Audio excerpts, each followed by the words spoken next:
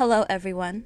This is your host, Rebecca Beavers, and welcome back to the Bridging the Gap podcast. Today, we are talking with our administrators who are behind the desk and see everything firsthand with our students. Today, I am here with Miss Tekeya Peterson. Hello, good afternoon. All right, so moving into our first question, can you describe your role and how it connects to diversity, scholarships, and student equity work on your campus? Yes, so I currently serve as the Assistant Director of Student Leadership Development at Howard University.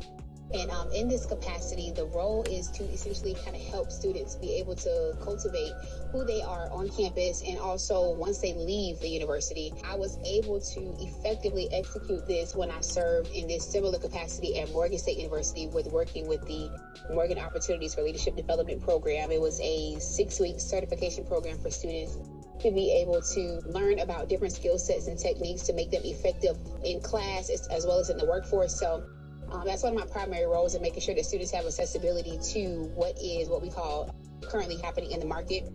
We don't want them to be on campus and kind of disengage from the world. So it's like, here's what the workforce is looking for. Here's what your internships are requiring. Here's what your professors are requiring. And we want to kind of cultivate that into it. So it's what we call co-curriculum, because not necessarily academic, but it also is beneficial towards them being successful when they graduate from college. All right, thank you. So our next question, I think you touched on this a little bit, but what gaps or student needs are there scholarships or programs at your current university or former universities you've worked at, and what were they originally designed to address? You said, repeat that one more time. You said what gaps the students have?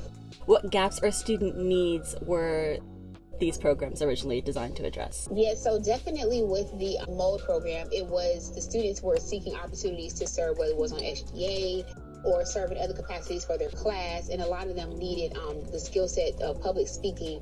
So they was like, I have to do class presentations, but I don't necessarily know how to be able to speak publicly or confidently.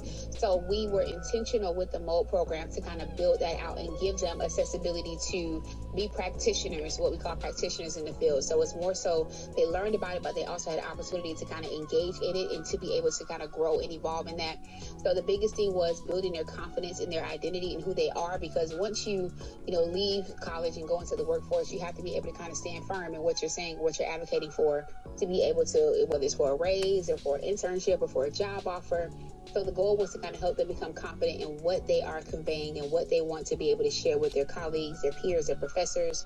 So that was one of the gaps that I saw was confidence in public speaking, resume building, being able to know how to convey what your needs are and what you want, what your expectations are in the workforce. So that was something that we kind of worked on as well. Okay, next question. So from your perspective, what outcomes have you seen among students who have received these scholarships or been in these programs with access, retention, or a sense of belonging? I think you answered this, but if you want to dive deeper on this, you can.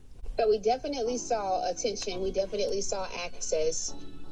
Students did feel as if, had I not done this program, I don't know if I would have wanted to be able to join student organizations. So it was like a intersectionality between what the program offered, but also here's what the department offers. So that was a huge thing. So students kind of felt like, well, I'm here on campus, but I don't really know what's happening. So within my particular role, I had the ability to kind of gauge, so here is what the organizations consist of, and I held the students accountable. So I would ask them, but they had to fill like a survey when they joined the program on what they were looking for. But I also encouraged them that by the time you graduate from this program, you need to be active in at least one organization on campus to kind of help them bridge that gap between what they want and what their desires are. So a lot of times students, there are things that are happening on campus and students don't necessarily have access to it because of, whether it's a lack of confidence or what they feel as if, well, that's not really for me.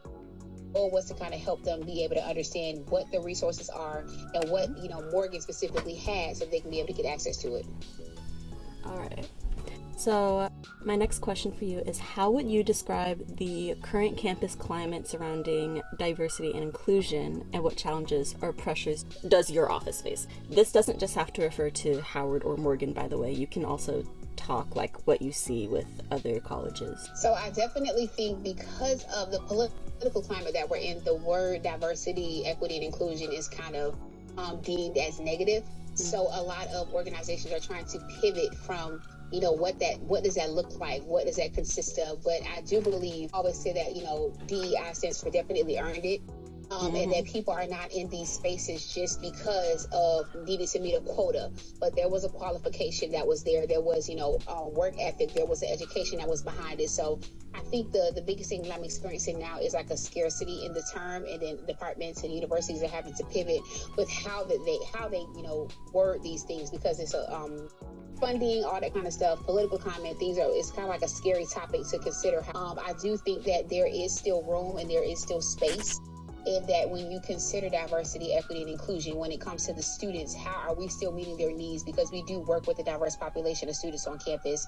And that goes beyond, HBCUs or PWIs as well. So what are we doing to be able to meet the needs of all of our students and ensure that there is an equitable experience for them across the board? All right. Okay. So what do you find most rewarding in this work, and what do you think is most misunderstood by the broader campus community?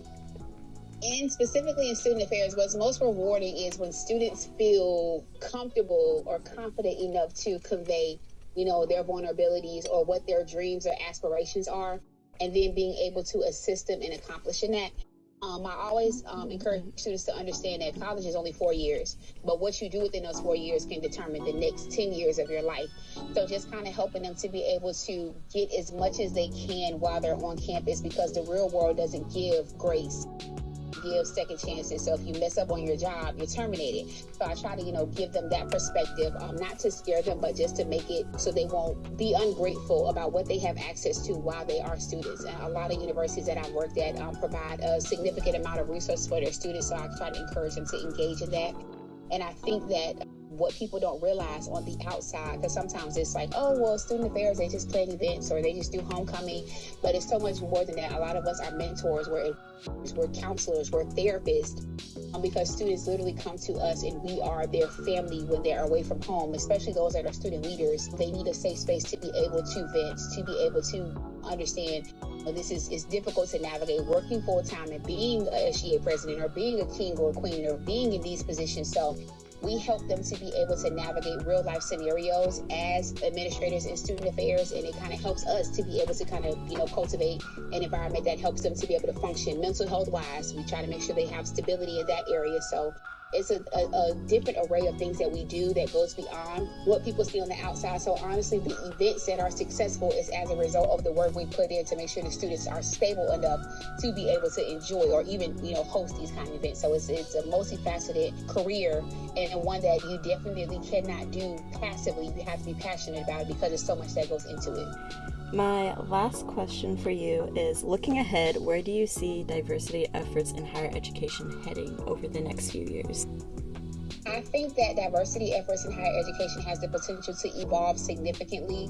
I do think that we have to be intentional to steward that transition well, because if not, we can allow an entire demographic of students to go unaddressed and unheard.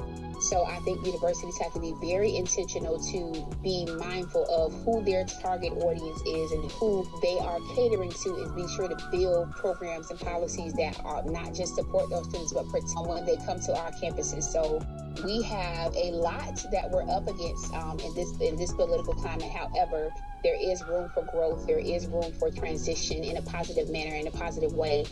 We just have to be intentional and strategic in how we build out our policies for the next few years to be able to cater to our large demographic of students.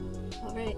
Thank you so much for joining me today. Is there anything you want to add? I guess in conclusion, just share that this field in student affairs is not a walk in the park. But a lot of times for me, when I train students or cultivate them, I was a former student leader. So my experience is kind of different from others who serve in this field, because the things that students are aspiring to do, I've done. So I've served in SGA, I've been in campus, I've done all the other things. So it's just a matter of making sure that students understand that when we step into these roles, a lot of us are not just talking, but we're actually speaking from experience. And we try to be intentional to kind of encourage them to not take some of the roles that we have taken, whether that's a mistake or whether that's a hiccup. So the goal is to kind of help to cultivate them. So we don't indoctrinate students with what our beliefs are. However, we do try to help them be confident in what they believe. So I think that outside of, meeting a quota, or outside of, making sure that we can make things look good, it's so much more that goes into that. So if anybody's interested in the field, definitely be sure to reach out to someone who currently serves there, and make sure that, your heart posture is right towards who you're called to serve. All right. Thank you so much for joining me again today. Thank you for having me. I appreciate it. Of course. So that is a wrap on this episode. So tune in for our next episode where we talk about policy shifts and legal threats concerning diversity and inclusion. This is Rebecca Beavers, and together we are bridging the gap.